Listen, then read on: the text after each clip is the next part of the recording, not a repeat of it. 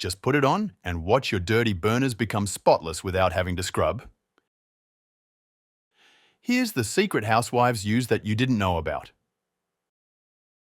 First, let's start by generously placing 2 tablespoons of baking soda in a sturdy bowl.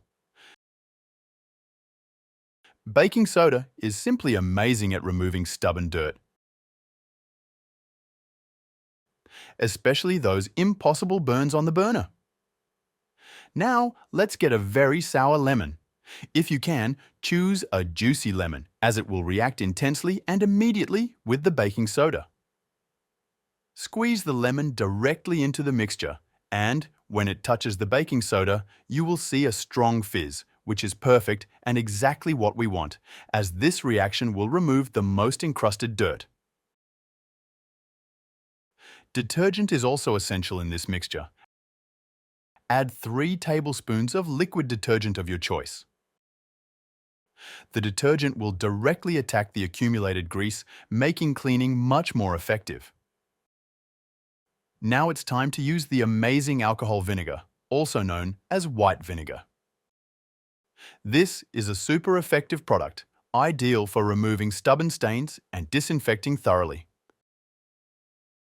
Add 3 tablespoons to the solution and, to seal the deal, add 1 liter of hot water. Hot water is essential to activate all these ingredients and increase the cleaning process by mixing until all the ingredients are fully integrated, forming a uniform, foamy solution. Now, take your extremely dirty burners and immerse them in this mixture. Make sure they are completely covered. The trick here is to let this powerful mixture do the heavy lifting while it cools for around 20 to 30 minutes.